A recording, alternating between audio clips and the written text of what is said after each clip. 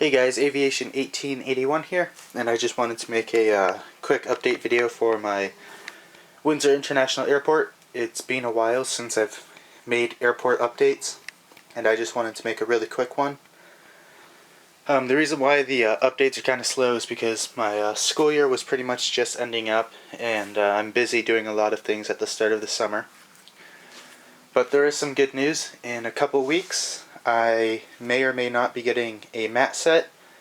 I probably will. It's going to be around almost $300 for the mat set, but it comes with 2 runways, and it's got the center area basically for the first Gemini Jets terminal, and I'm looking forward to that. If I do get it, it's going to give me more detail at my airport rather than just wooden boards, and it'll give me 14 heavy gates or 11 heavy gates, somewhere in the teens for heavy gates, and then a decent amount of small gates. And it's still going to be kind of tight for all the models I do have, so I'll probably have a parking area for my other like small regional aircraft like these guys and even my CRJs. And then with that, I will also be getting more models, definitely most likely, because I will be going to Toronto and I will be doing some spotting, and I have 2 cameras that I'm going to try to work with there.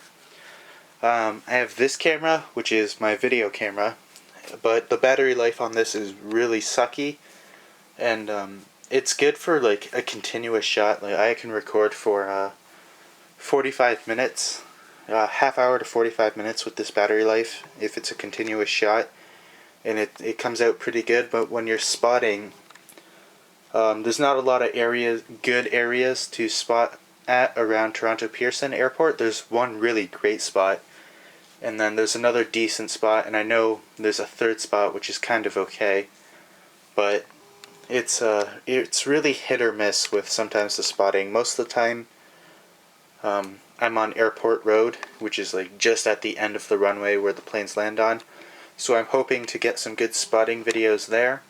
If I can't figure out the videos because sometimes the traffic really gets in the way, so like a plane will touch down, it's a great touchdown, but then a truck like cuts off my view completely, and that really bugs me. And I can't record near the fence because my video camera has autofocus, and when it tries to autofocus with the fence in the way, it either focuses in on the fence and the plane is blurry, or it focuses on the plane and then you have a blurry fence in front of you. Either way, it does not make for a very good shot. So I have a digital camera which I could try and record with and take pictures with that, so there'll definitely be more pictures, and I'll try and do spotting. In terms of models that I'll be getting, I'll probably focus a little bit more on my Seattle-Tacoma Airport, which is right here. Just a quick switch over. I did mention I was going to be focusing on Alaska Airlines because I need more Alaska Airlines for my Seattle-Tacoma, as well as Horizon Dash 8s. Definitely need those. One other model I want to get is another JetBlue A320. I have that one serving Seattle to Boston, and I want to have my other one serving to Seattle to New York JFK.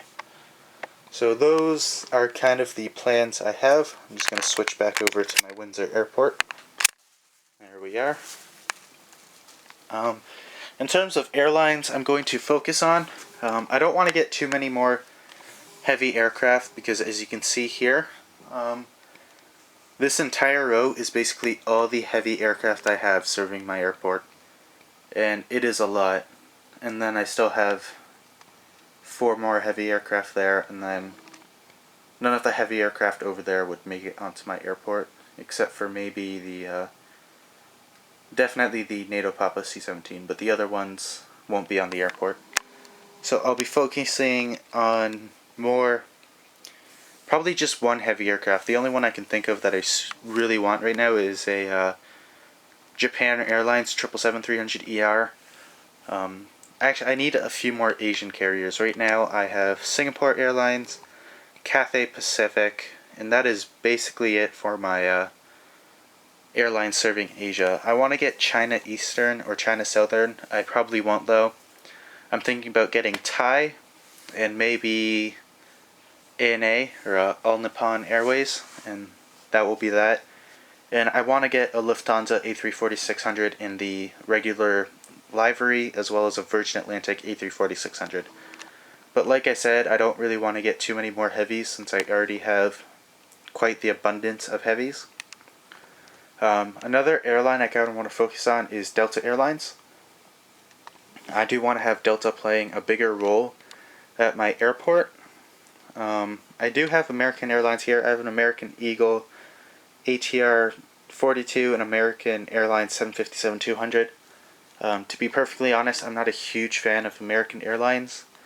The main reason I did have American Airlines on here is because I wanted to have the American 757. I really love that plane. But I'll definitely always have at least one American Airlines plane here. But I want to focus on Delta. A little bit on United. I want to be up to date on all my current United aircraft. I still need the United A319 in the current livery and the United 767-300ER in the current livery with the winglets, like the Delta plane there. I also want to focus on smaller regional aircraft. A lot of flights, like when I spot at Toronto Pearson, the amount of Dash 8s and CRJs I see, it's enormous, as well as A319s and E170s, 190s. But I do want to focus a bit on getting some more regional aircraft to serve regional destinations.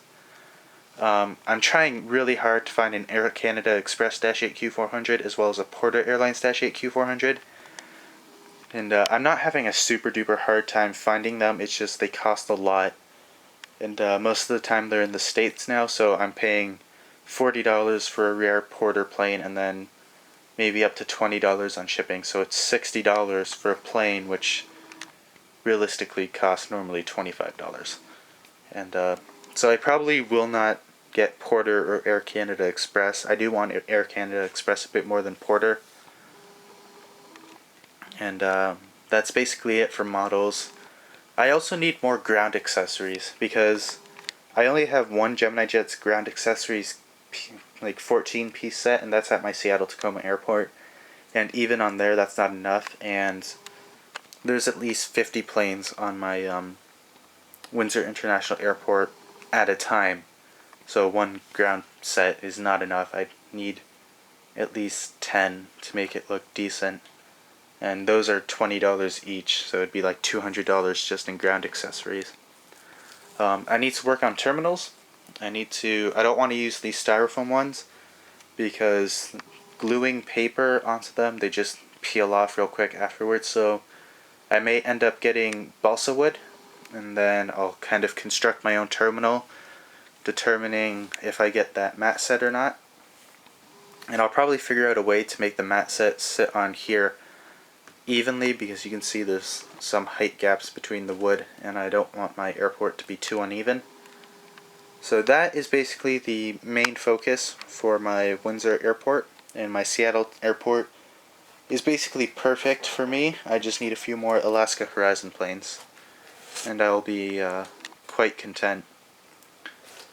And one more thing, my Air New Zealand 747-400, I want to replace that with a 777-300ER. If it's an all blacks 777-300ER, I will be like the happiest person in the world.